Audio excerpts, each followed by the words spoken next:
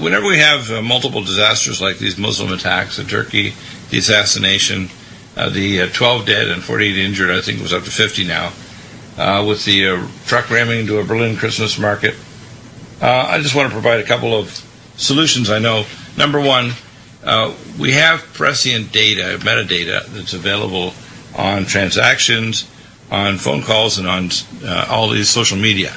So if we combine that data and had artificial intelligence software to analyze it, we would know precisely where anybody is who's buying or selling or supporting Muslim terrorists and what chatters on the blogosphere and on the internet and on phone, fax, email, and we would be able to coordinate the GPS coordinates to actually either set a Delta Force or even do remote targeting.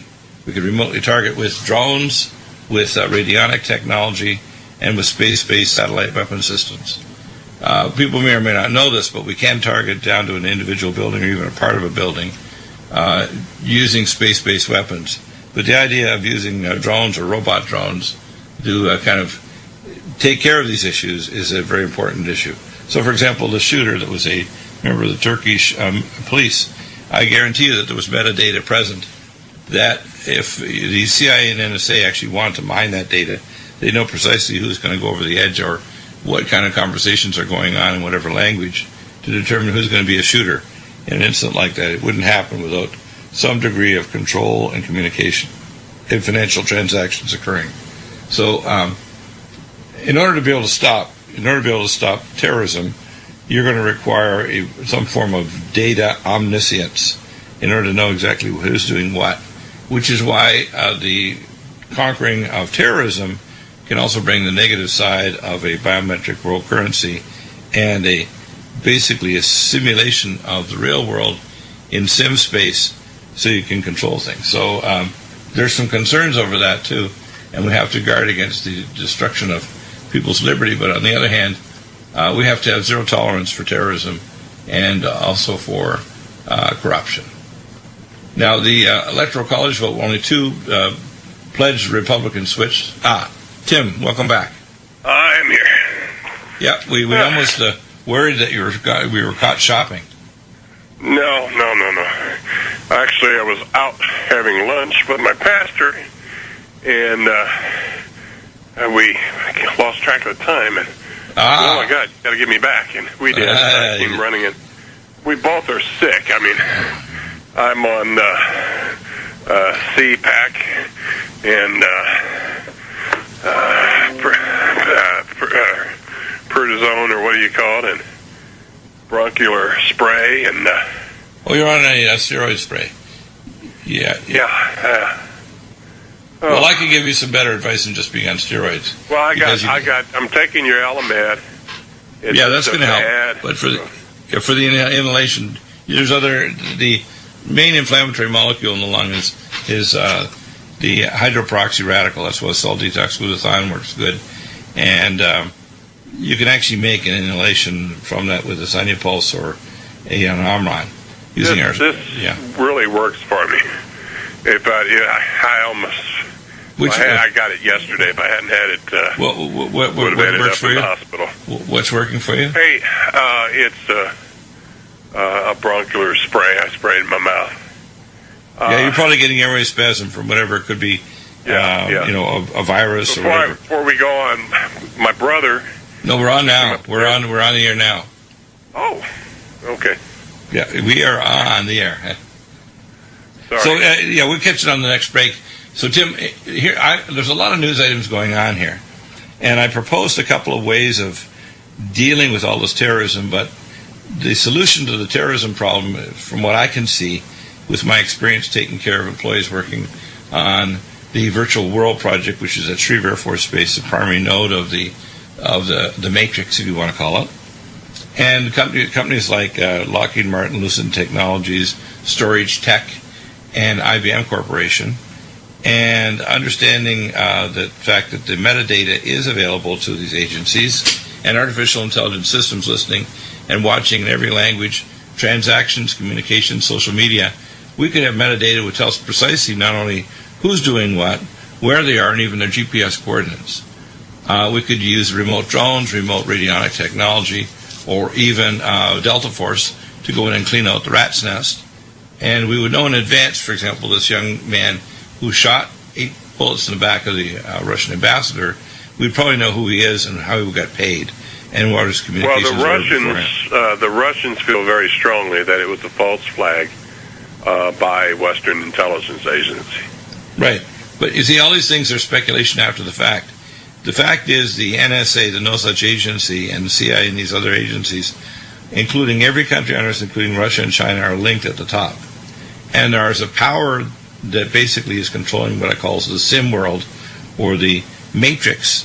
And that sim world is actually the ultimate power, which is data. Data is the ultimate power, not money, not bullets, not missiles. It's data. And the danger I see is the terrorism is going to move us to a point where we're going to have to use metadata to capture, to interdict, and to destroy with Delta Force, drones, remote robots, God knows what we're abusing in the future to literally stop pre-crime. And that's coming. There's a new research out in, I believe it's the United Kingdom, that is indicative of the fact that they can tell at an early age if you're apt to become a criminal based on how you act and how you answer various questions. They observe young kids, and a large percent, 80% of the crime is committed by a very small group of people. Yeah, well, those questions are another part of what I call ultra vetting. My son Matthew went over all the literature on the last few weeks on his Friday First Hour show. And we talked about 2 major genes, which is the monoamine oxidase gene, it's a mitochondrial gene, and the packaging gene for serotonin. And these 2 genes, if you actually just take these 2 alone, you can pull out a huge chunk of the people that are going to become violent criminals. So if you actually just screen for these genes, you're going to find out, and then if you did these other screens, like these questionnaire screens or, confrontation screens when they're younger, you'd probably find out that these people, like the movie Young Frankenstein, they have an abnormal brain. Well, the goal, actually this may have been in Australia, I'm trying to remember. I've been under the weather for a couple of days, so I'm not quite up to par, but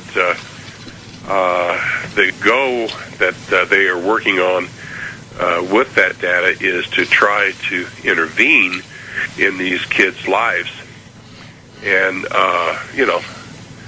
turn them around, get them some therapy, and get them a better home life or something. Yeah. Therapy is icing on the cake. If they have a bad home life, it's icing. You have to fix their brain chemistry, which means you have to interdict with nutraceuticals, even maybe gene therapy or technologies, maybe even targeted, we call viruses will insert specific genes to actually correct the imbalance in the brain tissue. We know that this is going to be possible now with the Cas9 CRISPR technology, so that we're going to identify the problem and we're going to actually fix the gene, plus we're going to give targeted nutraceuticals. There's always a spiritual dimension. A friend of mine from my church is a psychiatrist, and we've talked about this. He says, where does the craziness, a brain disorder begin or stop, and where does a spiritual aspect of evil begin? Oh yeah, you're going to find outliers. And he deals with it every day, and it's difficult to know. No, but if you deal with it, you do realize that there, in many cases, there is a very definite spiritual aspect. We were just talking, my pastor and I, about, I won't mention any names, an individual that our church has helped on and off for a couple years, and the guy has some real problems, mental problems, but his problems stem back to the fact that there were 2 different episodes of sexual abuse, first when he was 5, and then a few years later when he was still a young boy. A stepbrother abused him. And, this guy's in his 20s, college graduate, and he's really messed up. And he's been sent several places, and he's in a home right now there to get him therapy. But if that doesn't work, really, he'll either end up on the streets and end up dead, probably, or he will need to be institutionalized for a couple years. Improving cognitive awareness with therapy does very little if someone's brain chemistry screwed up. Well, and he won't take medicine, see. Well, most of the medicines out there are going to turn you into a zombie, so you're no longer going to do crimes because you're a zombie. You're no longer a real person anymore. Whether it's years ago, the old Thorazine or the new antipsychotics that we have now. And many a times the drugs that we give actually can dissociate or make the person less inhibited to display really bad behavior. For example, like serotonin reuptake inhibitors. So if you give it to vets, they come back really depressed, but they're no longer inhibited to not kill them family and themselves. So they come back to, say, Camp Pendleton here, which is with an eye shot that I can look at my patio window. And they're very upset from PTSD, and they're not getting help. And they get quote therapy, which is just talking about their condition, because talking about a screwed up brain with seizure activity in the limbic system and the rage control nucleus doesn't make it go away. And, I agree there's a spiritual component to this too, but you've got to deal with everything on all levels: nutritional, biochemical, behavioral, relational, and spiritual, all those things. And if you deal with all, years ago, at one point, I thought about because it was one of the few things you could do, mostly distance learning, and there was a couple regionally accredited programs, doctor psychology. And the more I thought about it, I thought, hold it, I'm going to be dealing with nuts all day long.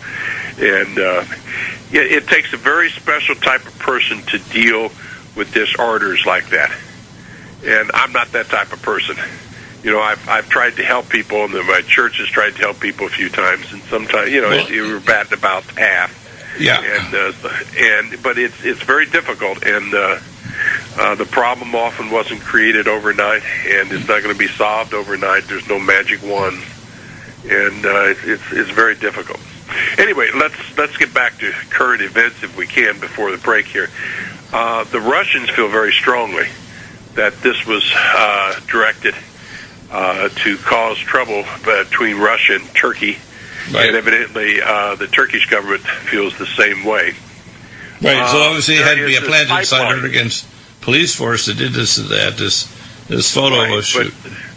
Well, you got to remember, most of the Turks are Muslims, so you're dealing with some a very dysfunctional so-called religion with all kind of weird extremists, and they know how to get to some of these people and manipulate them into doing, literally something that will get them killed, and then they get their 72. Was that shooter shot dead, or what happened to him? Because it looks suspicious. Supposedly he was shot dead.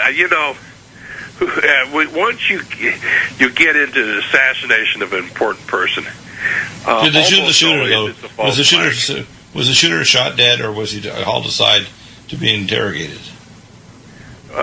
Supposedly he was shot dead. Right. But, he shot the guy in the back. I've seen the video. I mean, he shot him 2 or 3 times in the back. And, it was 8 times, apparently. 8. Well, but I don't know that they all hit. Because he was in point-blank range. Wildly. Point-blank range. I don't know if all of them hit, but he was at point-blank range, and then... He went down, and, but anyway, there's this big natural gas pipeline that's running under, I don't know. Anyway, it runs through Turkey, and the Russians have built, and it's designed to go into Europe. And there are several key players that don't want that to happen. And that may be the reason. And it could conceivably Is that the one that comes from Iran, through Iran to Turkey? I think so. Yeah. I think so. Because that was finished about 3 years ago, I think. It was actually around this time of the year, around 3 years ago, it was completed. It's a very big pipeline. Yeah, and it will move many billions of dollars worth of natural gas to Europe, which needs the natural gas to heat.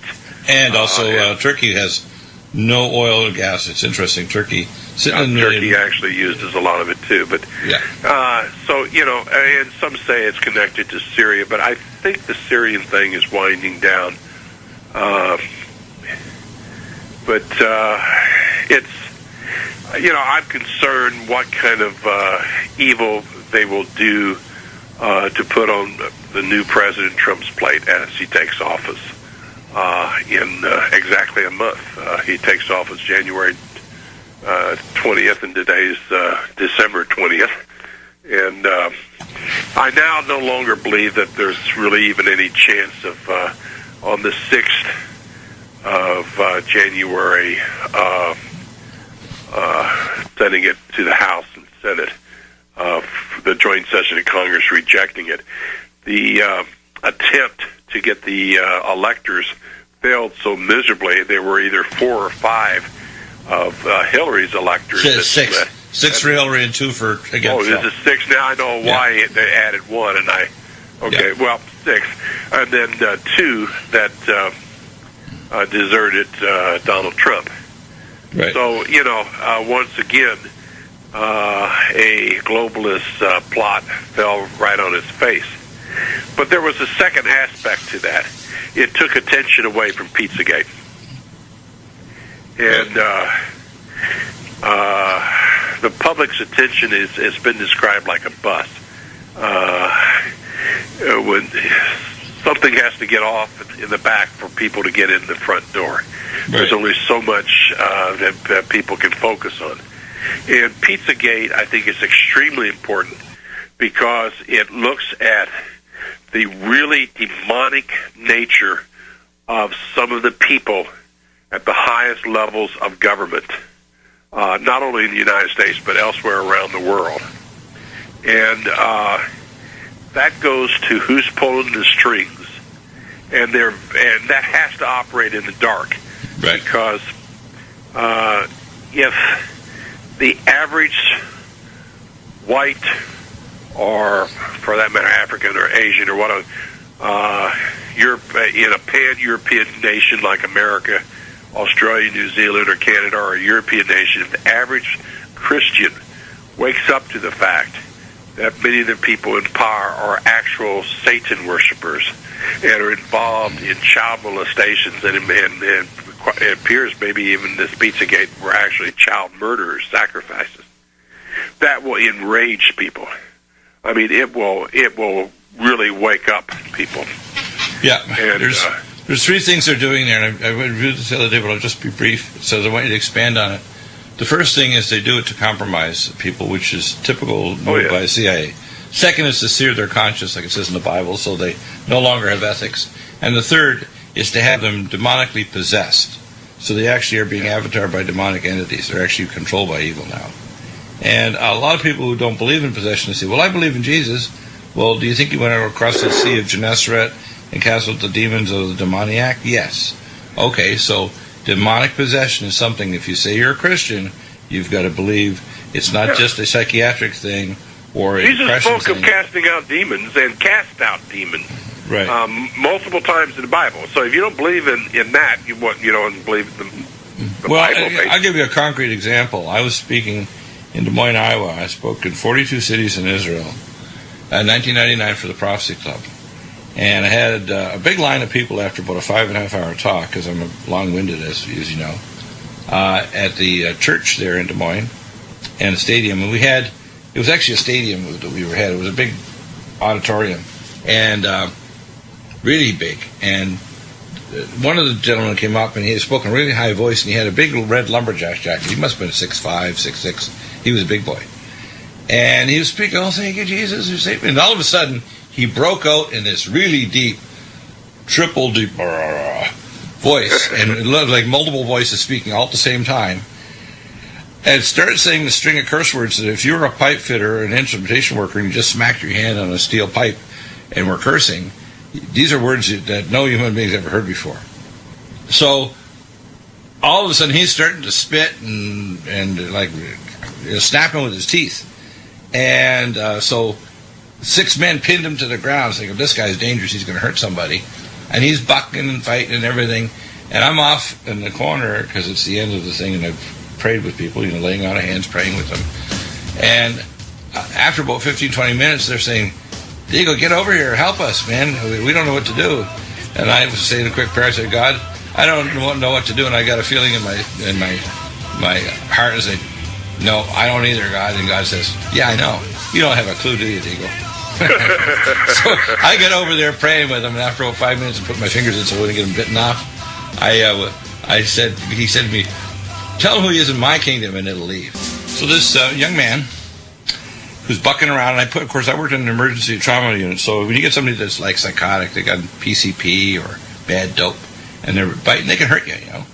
I used to be a volunteer fireman, I know, believe me. Right. Listen, in emergency department, I have been attacked by Magnum 357s. People pop the safety off, and it's under their pillow.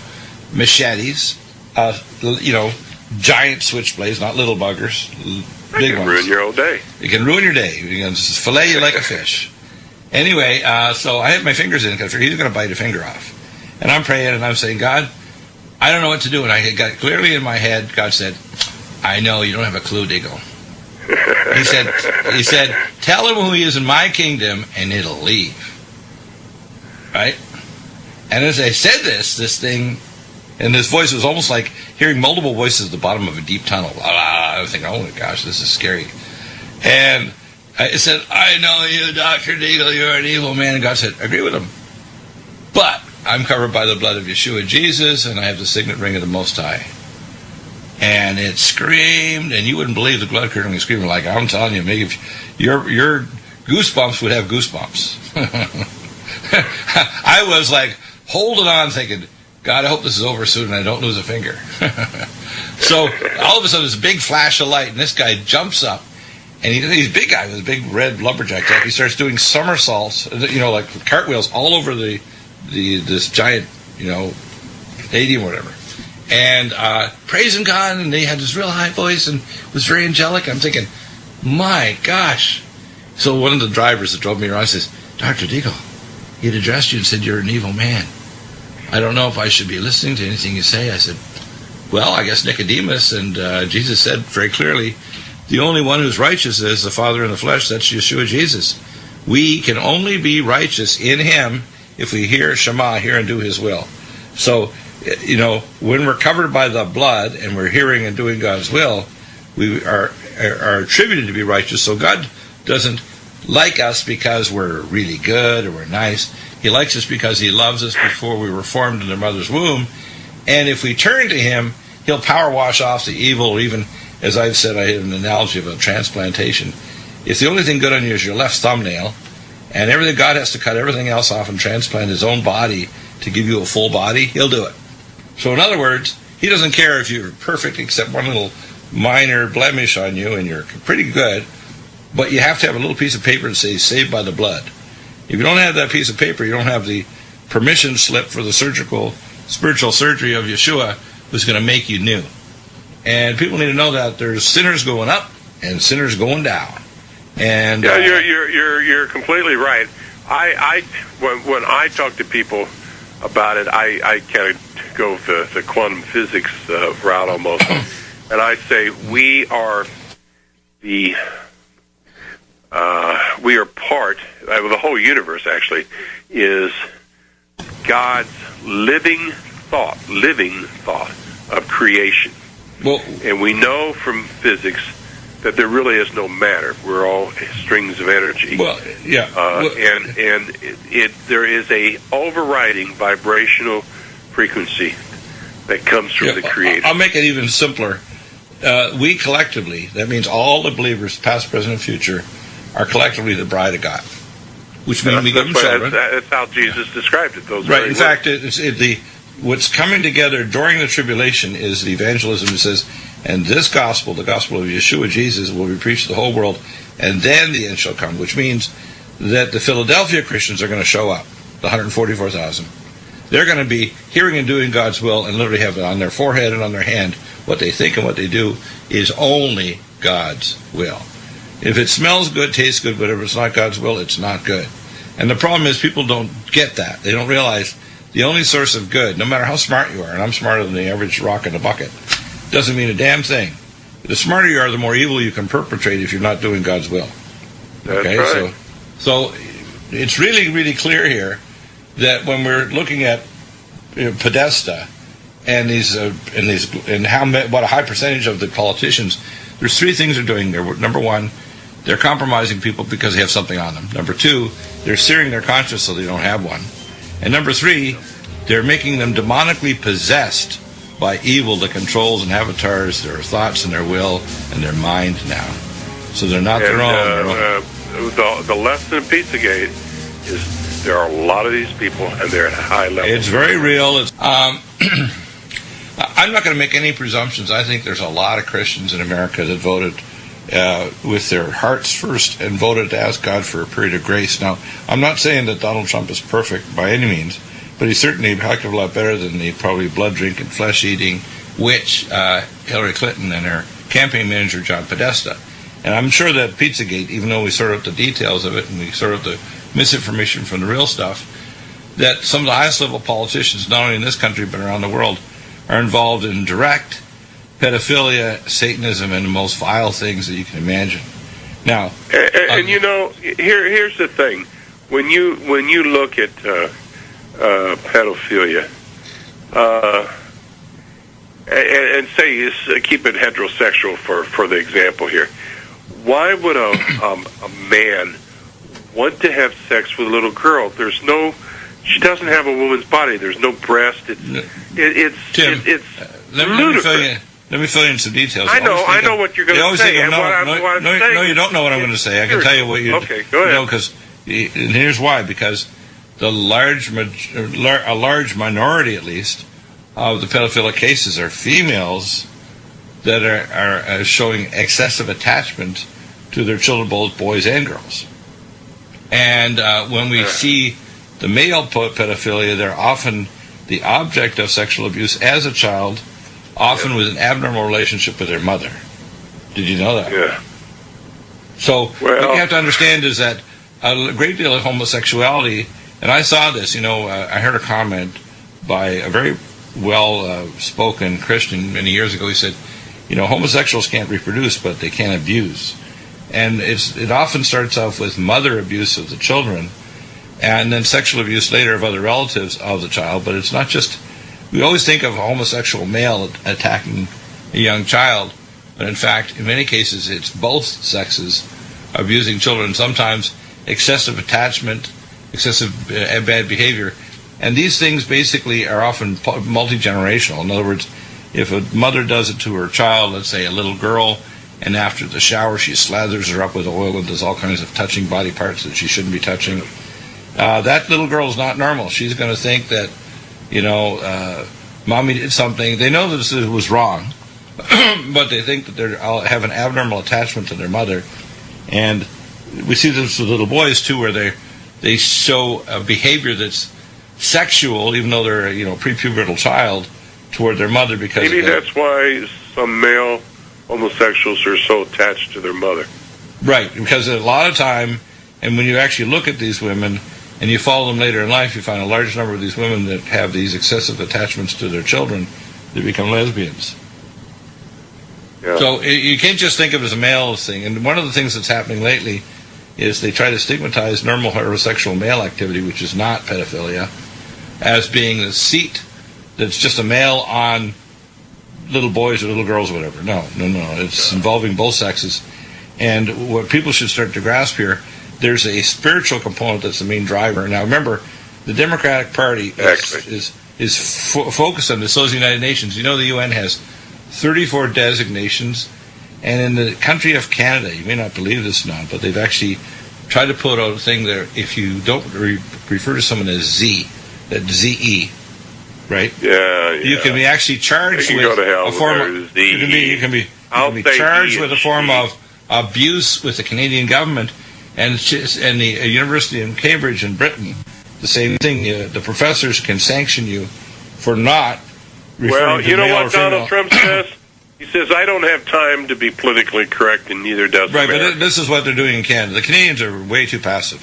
They put up with way too much crap. I mean, I was raised in Canada and went to medical school there, and I came down to the States many, many years ago. And let me tell you, I'm an American. I am disgusted by Canadians putting up with this crap. And Justin Trudeau is another maniac. He's like in the same cloth as Obama. Well, your great uncle was his daddy's deputy prime minister. I understand. I know what's going on of the inner sanctum, the inner guts. And see, Canada is a test country. It's like test from things like in India. they test going totally cashless, killing cash. Each nation, they often will set up a test nation, say, hey, let's completely biometric the entire 1.2 billion Indians. And they did, before anybody else. Canada is doing social programming. If you go, I was up there in 2000. Yeah, I went up there in 2000 and spoke at It's a New Day Ministry because we helped to support financially the building of their new studios there. One of the largest studios in Canada, which they loaned out to movie producers and so on in Winnipeg, Manitoba. And Betty and Willard Teason were at the time the head of the church, of that ministry, and he was a Brant Rocket engineer. And we knew Betty and Willard for years. And what happened is I was up there speaking, and he said, now, Dr. Bill, we know you got a big mouth, which I do, and you don't have any restraint. You're going to say what you have to say. But if you do, you're going to have an RCMP officer walk through that door of the studio and arrest you if you criticize Muslims or lesbians or make other statements about abortion that they don't like. Maybe I better stay out of Canada. Right, so I'm going to tell you, when Oprah Winfrey and those other people want to leave and go to Canada, please take them and don't let them back across the border. Please take them. I have a number of Canadian listeners, by the way, that contact me if they said, if Trump gets in, I'm applying for American citizenship. I have one friend up in Edmonton, he's probably listening and thinking, and he's ready, and this guy's well off, and he's saying, I can't take any more. I can't take any more what I call ultra-left craziness. I try not to comment on Canadian thing because I all do. These titles I claim. I have no restraint. You know what? I'm sorry. They go so far over the edge sometimes. I just can't. I can't follow my own rules. Their ultimate idea they're so far out. Yep. It's nutty. Their ultimate idea is to destroy the family. If they didn't have immigration in Canada, they were importing so many babies that and I told you the story about how my little daughter was born 23 and a half years ago. She's going to be 24 this March. And the geneticist called me so many times early in the morning, late in the evening. I eventually had to kind of do what I call a mafioso. I had to say, you know what? If you call me one more time, early in the morning, late at night, harass me and say that I'm delusional, that I'm not going to abort this little baby girl, you won't need to call anybody because you'll never be able to call anybody because where you're going is going to be a place called dead. And you're going to stop this harassment. Guess what? He never called me again. Isn't that surprising? Well, and nobody even decided, we'll bring a complaint against you. The Prime Minister, Justin Trudeau, goes to these gay pride marches and marches with these people who are walking around in women's underwear and stuff I'm not going to repeat on the air. And sometimes there's kids there, too, by the way. Yeah, but a lot of Canadians are pretty conservative. They just, the things are too passive. Americans aren't passive. Let me tell you, if they were successful at stealing the election with the electors, Hollywood would be burned down. All these politicians that are Democrats, we'd round them up and put them into prison. And some of the leaders, if they've been doing, pedophilia and killing children, they're going to get executed. We just put them through a quick trial, and we're going to say, we're going to be secretaries for Jesus. We're going to make sure that you get to see him before you see the devil. Well, the thing is, you just can't make this stuff up. No. Well, here's another one. I'm looking on the screen here because I haven't updated my blog today, but Americans aren't buying the claim that Russia hacked the election. Thank goodness people in America are finally waking up to this Illuminati globalist constant lying. We're in a recovery from a recession. Things are wonderful. We've got less than 5% unemployment. 105 million people out of work. And Russia hacked the election. They stole the election. Otherwise, Hillary would have had a landslide. Right. Nobody went to Hillary's rallies, and Trump had 2 or 3 a day with 10, he had 5-1 some days. People. Yeah, and then she had like 200 or 300. She couldn't fill a gymnasium, and he could fill several stadia. And not only that, even one time, Bill Clinton, former president, had 45 people at a rally, and her vice president running mate, Tim Kaine, he had 30 at one rally, and they canceled the next day. I mean, I've done a little adjustment to his name now. I like to do things like that. I know. His name is actually Tim Kaine. because in that last debate he had with Pence, the man must have done lines before he had his debate. I've never understood how people get into that crap, but we exposed, by the way, Hillary with one of the former mistresses, former Miss Arkansas, former mistress of Bill Clinton, and we had her on your show, Sally Miller, and she said that not only was Bill a cocaine addict, which had been public knowledge for some time, but that Hillary was. We exposed all this. Mainstream media, not a hit. Well, her Parkinson's disease is another epiphenomenon from burning out her rectum of her midbrain or secondary motor neuron. Well, you just can't do that stuff. Why do you think Bill's nose is often red, and he's had all kind of nose? He's probably had a septoplasty because he blew a hole in his nose. According to Sally, he had to go in because he was having erosions in the septum caused by the frequent use of cocaine. And then this fool comes out and he's lying to us and he's saying, it was the Russians that hacked. It was Comey. It was this, it was that. If anything, Comey said, hey, no, I have nothing to do to prosecute her. It's like, Comey, what's wrong with you, man? Are you schizophrenic, or is it just like I'll give you a joke. He's scared to death. I'll tell you something funny. There was a book out there by Stronger Together by Hillary Clinton, and they ended up on Amazon. And one person wrote, that they read the book and it was so horrible. It was like da da da da. He said, but I'm going to give it 5 stars anyway. And he said, because I want to live. And Amazon put it up because they were pulling them down, all these negative comments. After the book was up there, they had within a matter of weeks, they had thousands and thousands of negative comments. Some of them were so gross, it's like, and then they pulled them all, and then people protested, so they put back up some of them, and some of them were so funny, it's like, you've got to be kidding. Stronger Together, I mean, ooh, Well, there is a pattern that has emerged from these globalist lackeys, going back to the Sandy Hook false flag and a number of things. Right. They are so disconnected from the overwhelming majority of the human race and the overwhelming majority, if we're talking about Americans and politicians in this country, of the average American, that they come up with these schemes, but they're in a different world,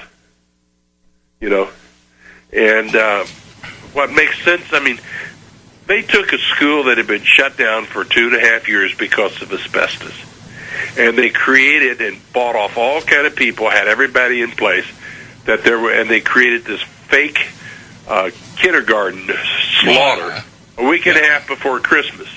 Nobody was killed. It was all made up. Right. But it was designed to get everybody behind taking our guns away. Still a lot of people even in the alternative. The opposite. A lot of people in the alternative media still are doubtful. I heard a report here just in the last week or so. Someone who was a very reliable person came up and got this information through to Alex Jones that somebody really did die at Sandy Hook. I'm thinking there was no heat on in the building. It didn't have the proper signage outside for disabled parking. There were no flying in ambulances. They wrote off all the debts. There's 7 times more money than they rebuild a school, like $49 million given to the school authority. It goes on and on. They even had the PDF of the FEMA drill sheet there. This is pretty bad that they were that elaborate. But remember now, 9/11 was an inside job for 6 months or so. The Israeli security company was inside the World Trade Center towers, putting in nukes and high explosives to dissolve the building. Okay, and it was the last day of work that Marvin Bush, George Bush's brother, was actually the security officer for the World Trade Center complex. And 3 weeks before, Silverstein takes out double insurance for supposedly if it got hit by 2 aircraft, not one. And so he got double insurance, and for $140-some million, he got $5.2 billion. So the money that paid for the Aria complex in Las Vegas is Blackstone money from double insurance of World Trade Center tower that was hit by terrorists that dissolved the buildings and turned to an atomic vapor. When jet fuel, JP8 jet fuel, you can put it on your hand and burn it.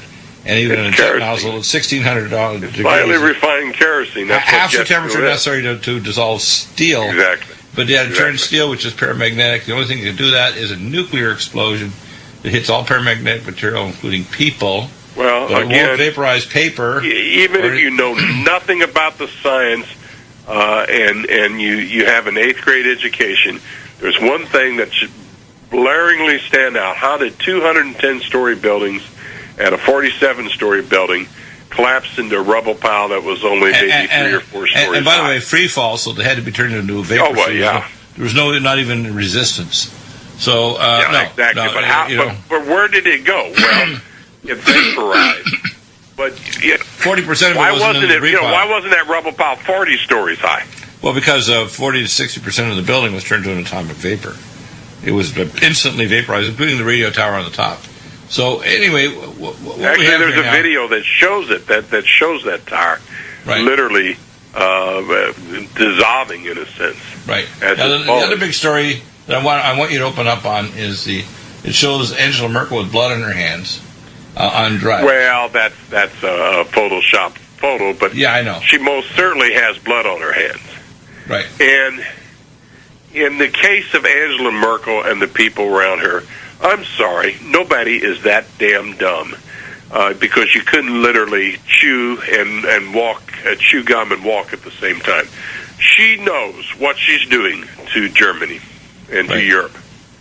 Letting in a couple million, mostly military-aged Muslim men. Gee, what a shocker. You mean they actually might rape women and kill people? In Germany, there's been a couple hundred cases where Christian statues have been decapitated and vandalized. I mean, these people have no business in an advanced Christian civilization. They need to get out, Yeah, but when you're being attacked from the 48 inside hours by your own politicians like Merkel, she should know better and not do something She evil does like know this. better. She's a traitor. Right. Just popped out here on Drudges. A Russian diplomat has been found dead from gunshot wounds at his home. It is reported. And as Petra Polshikov, 56, was discovered from a bullet injury to his head at his flat in Moscow's Balakansky Prospect, according to the local media. So that's the timing is kind of strange. You wonder, why is this guy? The articles on that aren't giving us any detail yet. Now, in the Berlin bus, or not bus, but truck attack, this is very similar to what we saw in Nice, France. Yeah. And, those trucks weigh several tons. Most of the European trucks, unlike American semis, the sides are a heavy tarp material, heavy plastic. Ours are, by law, most of them are required to be metal.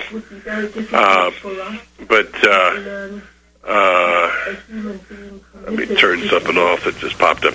Okay, yeah. But anyway, they weigh several tons, and they get a head of steam up and drive into a group of people.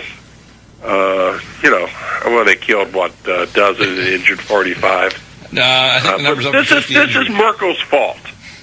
Merkel and her cohorts in the government that have allowed these idiots to come in. By the way, they've released the guy that was the suspect. They don't have evidence, and they think it was somebody else.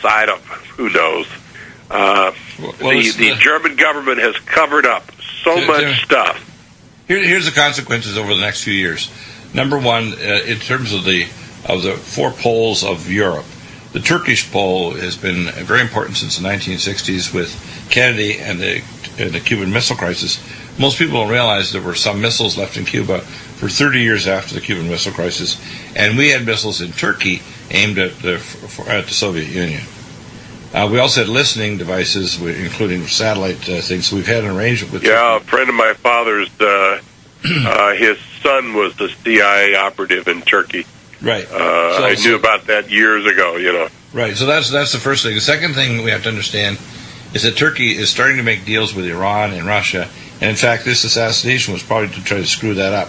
So I would put it more likely that the CIA and security police for Europe were involved in making sure that this guy did his Alo Akbar thing and shot the Russian. So, because they want to make sure that this relationship, which had fallen apart because the Turks shot down a Russian jet, it's only recently repaired. So this is, according to Putin, just another false flag to make certain that the relationship with Turkey didn't work out. And because NATO has freaked out the idea that maybe they might close the Insulet air base in Turkey to America and in Europe, that Turks may kind of go rogue and go toward Iran and Russia, which is likely going to happen, actually. And it also means with Trump coming in, there's speculation we may even end up with a military alliance with Russia. Russia's not our natural enemy. Now, right. China reminds me of Japan in the 1930s. Yeah, China's a little dangerous. They're big for the britches. Oh, absolutely. Yeah. But Russia saved us in the Civil War. Yeah. So, anyway. Well, we hope you're feeling better, Tim. Let's talk after the show. And we're planning on doing an update with Jim Fetzer. Updates on Ping Pong Pizza, Pizzagate, the latest attempt by the Democrats in Hollywood and these maniacs to throw the electorates. President Trump's on the way, and the Titan team is coming.